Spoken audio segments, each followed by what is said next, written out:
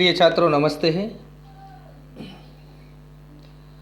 हम संस्कृत पाठ्य पुस्तक में पाठ 3 धातु परिचय का ज्ञान कर रहे थे और पिछले दिन हमने यही सीखा है कि धातु क्या है और क्रिया किसे कहते हैं। तो हमने समझा उस दिन कि जिससे किसी कार्य के करने या होने का पता चले उसे हम क्रिया कहते हैं और क्रिया के मूल रूप को संस्कृत में धातु कहते हैं। अच्छा, ये धातु मूल शब्द होता है क्रिया का, जिसे क्रिया का मतलब जिसे आप इंग्लिश में वर्ब कहते हैं। तो संस्कृत में भी वर्ब होती हैं, इन्हें क्रिया कहते हैं। ठीक है। और हमने पढ़ा था उस दिन कि क्रिया के रूप कैसे बनते हैं, क्योंकि संस्कृत में 3 वचन होते हैं, एक वचन, द्विवचन और बहुवचन, और 3 ही पुरुष होते हैं। तो 3 वचनों में और 3 पुरुषों में इनके रूप बनाए जाते हैं क्रिया के। जैसे आपके उसमें बनाते हैं ना इंग्लिश में फर्स्ट फॉर्म, सेकंड फॉर्म और थर्ड फॉर्म। कई बार क्रिया के साथ एस या ईएस आप जोड़ते हैं। इस तरह के जो नियम हैं वो इसी तरीक़ा से हम भी संस्कृत में हम कोशिश कर रहे हैं समझने की, कि जैसे आपने पिछले दिन समझा था पठती, पठत, पठंती, पठसी, पठत, पठत, पठामी, पठावे, पठाम। ये क्रिया है। ये क्रिया आप जानते हैं, कोई भी क्रिया होती है वो कर्ता के साथ जुड़ती है। जब हम सेंटेंस की रचना करते हैं, वाक्य बनाते हैं, तो उसमें कर्ता सर्वप्रथम हमको मिलता है। तो कर्ता एक वचन का है, द्विवचन का है, बहुवचन का है, और किस पुरुष का है। पुरुष का मतलब आपके यहाँ पर्सन होते हैं ना, subject person, first person, second person, third person. ऐसे ही हमारी संस्कृत में 3 पर्सन्स होते हैं। आपको मैं थोड़ी जानकारी देना चाहूँगा पर्सन के बारे में, जिसे हम पुरुष कहते हैं। ये 3 होते हैं। सबसे पहला होता है प्रथम पुरुष। प्रथम पुरुष वो होता है जो जिसके बारे में बात की जाती है। यानी संस्कृत में इसमें 3 कर्ता, जैसे से, तौते। से माने वह, वे दोनों और वे सब। इनके अलावा मनुष्य जाति के नाम, पुरुषों के नाम जो होते हैं, स्त्रियों के नाम, और वस्तुओं के नाम, और पशु और जानवरों के नाम, जितने भी हैं ये संस्कृत में प्रथम पुरुष के सब्जेक्ट माने जाते हैं। मध्यम पुरुष होता है सुनने वाला, तू, तुम दोनों, तुम सब, यानी त्वम, युवाम, युयम। मैं आपको बताऊंगा इनका ज्ञान। और उत्तम पुरुष में आते हैं हमारे जो सब्जेक्ट हैं संस्कृत में, अहम, आवाम, वयम। मैं, हम दोनों, हम सब, या हम दोनों, हम सब, इस प्रकार से। तो बच्चों, जो क्रिया है उसका निर्माण संस्कृत में धातु से होता है, और धातुओं के रूप होते हैं। और उधर हम जब चलते हैं तो हमारी संस्कृत में 10 लकार होते हैं, उनमें से 5 लकारों का ज्ञान हम करेंगे अगले पाठों में। जिसे आप संस्कृत में लकार कहते हैं उसे इंग्लिश में हम टेंस के नाम से जानते हैं। तो मुख्य रूप से 5 लकार होते हैं। सबसे पहले लट लकार, जिसको वर्तमान काल, लिट लकार जो भविष्य काल, और लंग लकार जिसे हम भूतकाल के नाम से जानते हैं। तो ये सब जानकारी हम आपको समय अनुसार देते रहेंगे। प्यारे छात्रों, तो आज हम जुड़ते हैं धातुओं के रूप से। तो हमने इस पाठ से पहले शब्दों के बारे में समझा कि शब्द स्त्रीलिंग, पुल्लिंग होते हैं और नपुंसकलिंग होते हैं। इसी तरह धातु जो होती है ना, वो 2 प्रकार की मानी गई हैं, अपरिवर्तनीय धातु और परिवर्तनीय धातु।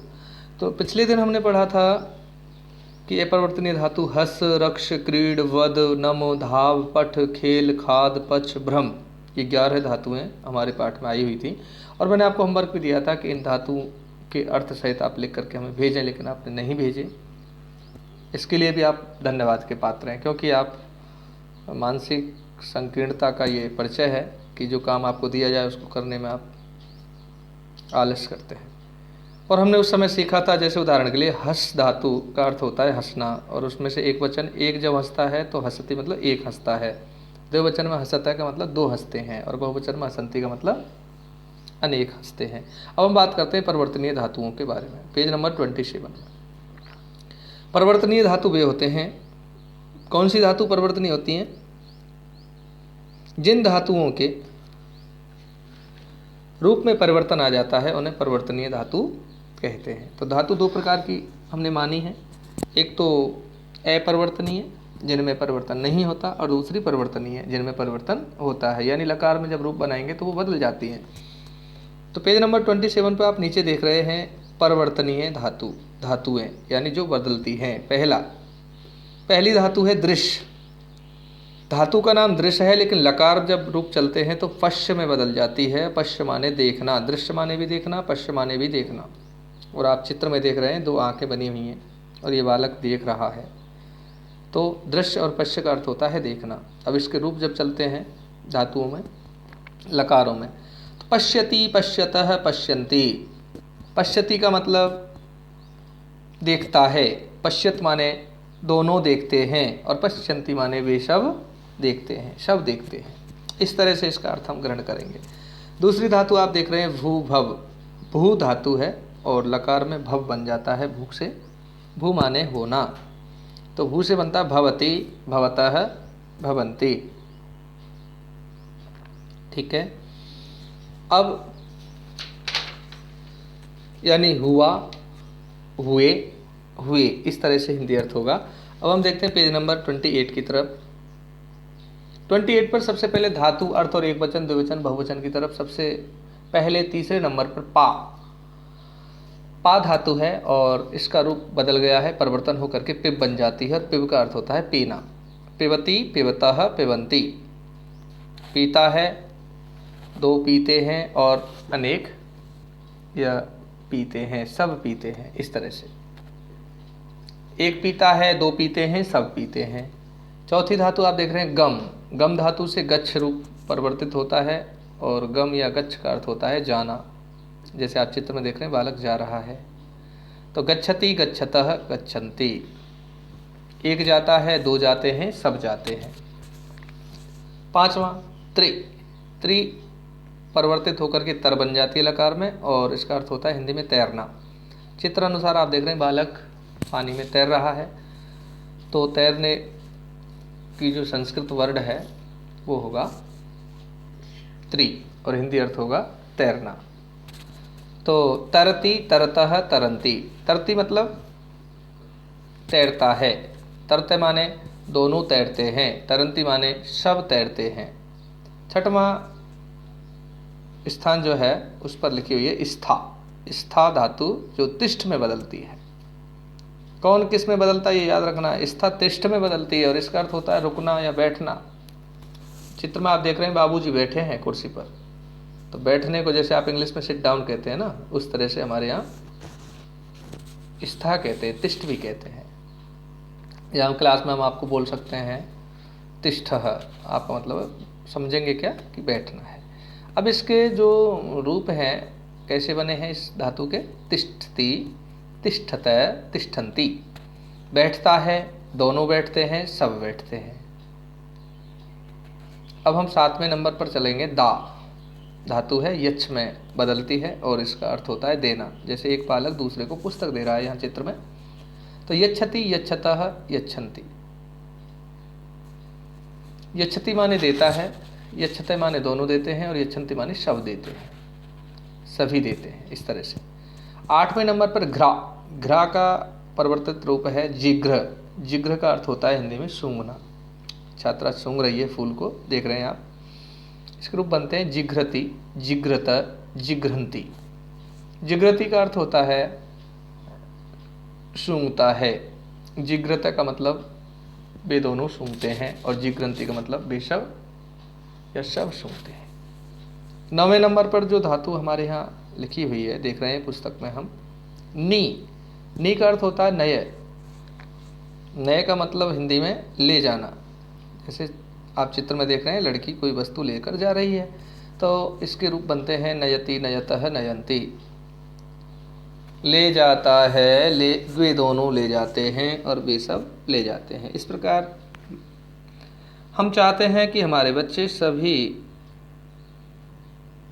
इन धातुओं के मूल रूप और परिवर्तित रूप को भी जानें और इनके अर्थों को भी समझें।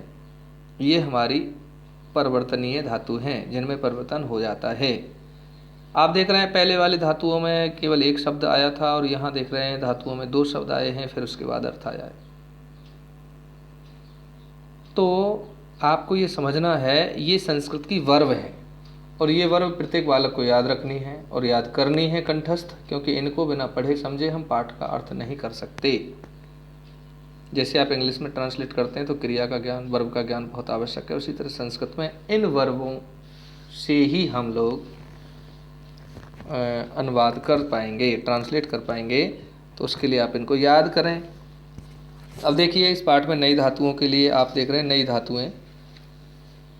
न्यू रूट्स, खेल, खेल से खेलना, टू प्ले, भ्रम, भ्रम मीन्स घूमना, टू वॉक, त्रि, तर, तर माने तैरना, टू स्विम, स्था, तिष्ठ, इसका अर्थ होता है रुकना या बैठना, टू स्टे, घ्रा, जिघ्र, इसका मतलब होता है सूंघना, टू स्मेल, नी, नए, नए माने ले जाना, टू टेक। मैं चाहता हूँ प्रत्येक बालक इन धातुओं के अर्थ को याद रखे। किस तरह से हंस, हंस मीन्स हंसना, रक्ष, रक्ष मीन्स, आप बोलो इधर आओ, कैसे बोलेंगे इनको? हंस,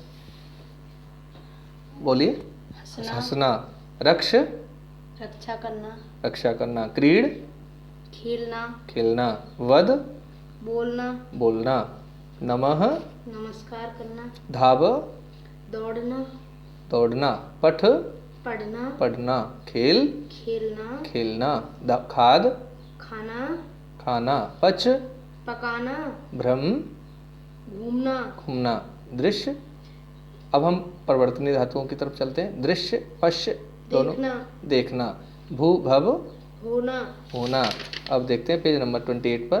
पा, पिव, पीना, गम, गच्छ, जाना, त्रि, त्रा, तैरना, स्था, तिष्ठ, रुकना, बैठना, रुकना, बैठना, दा, यच्छ, देना, देना, घ्रा, जिघ्र, सूंघना, सूंघना, नी, नय, ले जाना।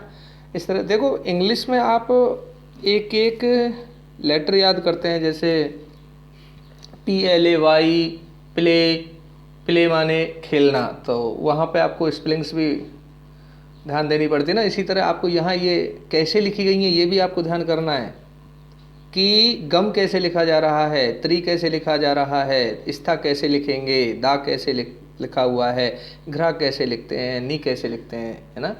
जैसे वहाँ मिस्टेक होती है ना, PLAY प्ले, और हम कहेंगे PLEY, तो यहाँ गलत हो रहा है ना। इस तरह से हमारे इन धातुओं को लिखने का भी आपको ध्यान रखना है कि शुद्ध रूप से हम कैसे लिखें इनको। अब देखते हैं पेज नंबर 29 पर जो प्रश्न दिए गए हैं। आप सभी तैयार हैं और अभ्यास प्रश्न में सबसे पहले शुद्ध संस्कृत रूप इति चिन्ह चिन्हीकृतः, उचित संस्कृत रूप पर सही चिन्ह लगाइए। Tick the right Sanskrit equivalent. यहाँ 7 संक्षिप्त वाक्य दिए हैं और उनके लिए उपयुक्त संस्कृत शब्द कौन सा होगा, ये क्रियाएं हैं। जैसे पहला, दो लिखते हैं, तो लिखने की संस्कृत क्या होगी? लिखने को धातु लिख होता है, ये हमको नॉलेज में रखना है। लिखने को संस्कृत में लिख कहते हैं। और यहाँ बात आ रही है दो लिखने वाले कितने? दो। तो यहाँ द्विवचन का रूप बनाना है हमको। तो गच्छत माने तो जाना होता है, धावते माने दौड़ना होता है, लिखतः राइट, यहाँ ये राइट है, लिखतः। चलता है माने चलना होता है, तो लिखतः माने दो लिखते हैं, ठीक है। तो वहाँ आप राइट आंसर करें। दूसरा, दो सूंघते हैं, कितने सूंघते हैं? दो। तो एक मतलब द्विवचन की क्रिया का रूप द्विवचन में होगा। तो आपके पुस्तक में आप देख रहे हैं, आपकी पुस्तक में कि दो सूंघते हैं, इसमें आगे 4 धातु लिखी हुई हैं, धावतः, खादतः, जिग्रतः, तिष्ठतः। तो धावते का मतलब दौड़ना, खादतः मतलब खाना, जिग्रतः मतलब सूंघना, तिष्ठतः का मतलब तिष्ठ का मतलब बैठना। तो धावते का मतलब दो दौड़ते हैं, खादतः का मतलब दो खाते हैं, जिग्रतः का मतलब दो सूंघते हैं, और तिष्ठतः का मतलब दो बैठते हैं। तो राइट आंसर जिग्रतः होगा। और हम तीसरा देखते हैं, सब पढ़ते हैं, बहुवचन है ना, तो इसका सही पढ़ने को संस्कृत में कहते हैं पठ। तो पठ शब्द ढूंढना है हमको सबसे पहले, और उसी का रूप हमको याद रखना। देखिए, खादंती का मतलब सब खाते हैं, गच्छन्ति का मतलब सब जाते हैं, धावंती का मतलब सब दौड़ते हैं, पठंती का मतलब सब पढ़ते हैं, तो राइट ऑप्शन पठन्ति आप देख रहे हैं। चौथा, सब नमस्कार करते हैं, तो सभी करते हैं ना, तो ये बहुवचन का रूप है, तो नमस्कार को कहते हैं हम नम, तो नम से रूप देखना है हमको। पठन्ति तो मतलब सब पढ़ते हैं, लिखन्ति मतलब सब लिखते हैं, धावन्ति का मतलब सब दौड़ते हैं, नमन्ति का होगा सही अर्थ सब नमस्कार करते हैं, द राइट ऑप्शन। पांचवा, दो जाते हैं, तो द्विवचन है ना, दो जाते हैं, संख्या दी गई है, दो जाते हैं मतलब द्विवचन। अब इसके सामने चार शब्द जो दिए गए हैं क्रिया के क्रियापद, उनको हम देखते हैं। वदतः माने दो बोलते हैं, खादते माने दो खाते हैं, गच्छते माने दो जाते हैं, और धावते माने दो दौड़ते हैं, तो राइट ऑप्शन गच्छत। शब बोलते हैं, ये बहुवचन है, बोलने को संस्कृत में वद कहते हैं, तो वद से क्रिया का रूप हमें इसमें देखना है। तो सबसे पहला जो शब्द दिया गया है वो नमन्ति, वदन्ति, पठन्ति, लिखन्ति इस तरह हैं।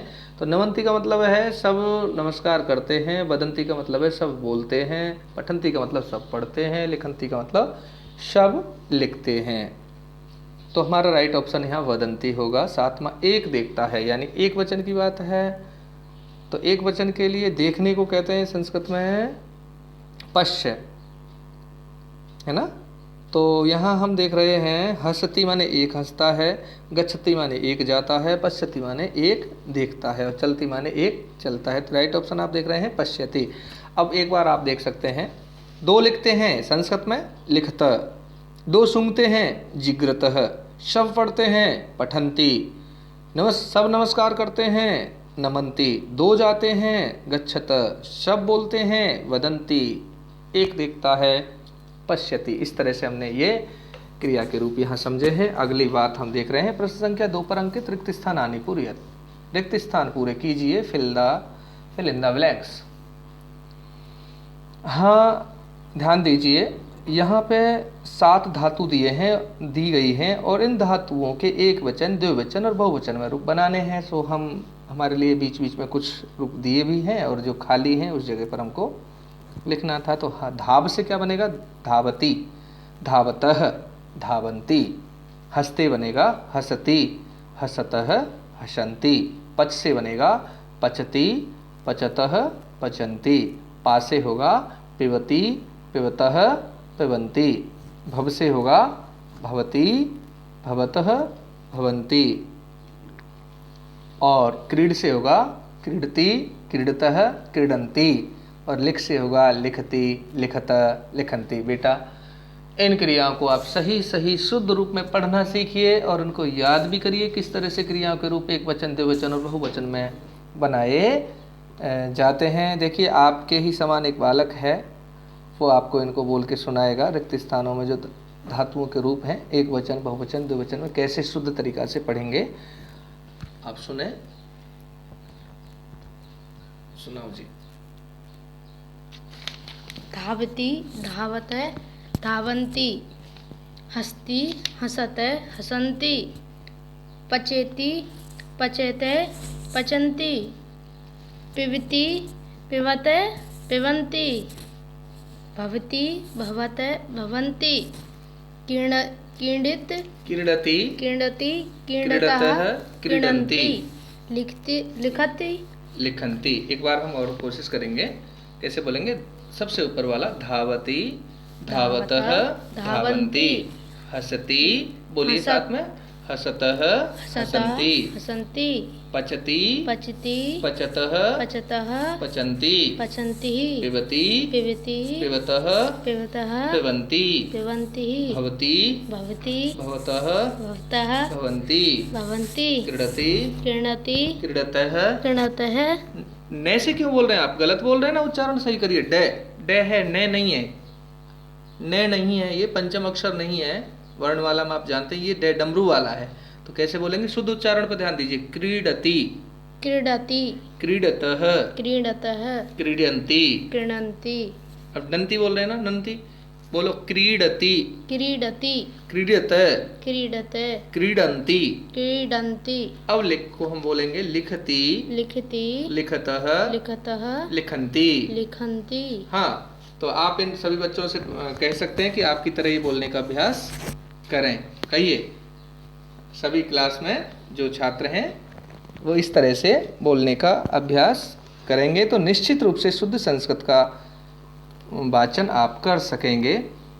तो हम चाहते हैं कि आज इस पाठ में दिए गए जो धातु रूप हैं और धातुओं के जो अर्थ हैं इनको आप कंठस्थ करें। ये काम आने वाली चीज़ें हैं। आगे आपको क्लास में जब पाठ पढ़ाए जाएंगे उसमें अर्थ जो समझाएंगे उसमें ये काम आएंगे। तो हम आपसे अपेक्षा करते हैं कि आप इस तरह से विभिन्न विभिन्न धातुओं के रूप को अधिक से अधिक बोलें और समझें। ठीक है, किस तरह से एक वचन, किस तरह से दो वचन, किस तरह से बहुवचन के रूप बनाए जाते हैं, कोशिश करें, याद करें। और यदि कोई समस्या है तो हमसे व्यक्तिगत फ़ोन पर आप पूछ सकते हैं। आज की क्लास का यहीं हम विराम करते हैं और आशा है कि आप आज होमवर्क के रूप में इस पाठ को अपनी फेयर नोटबुक में लिखेंगे। धन्यवाद।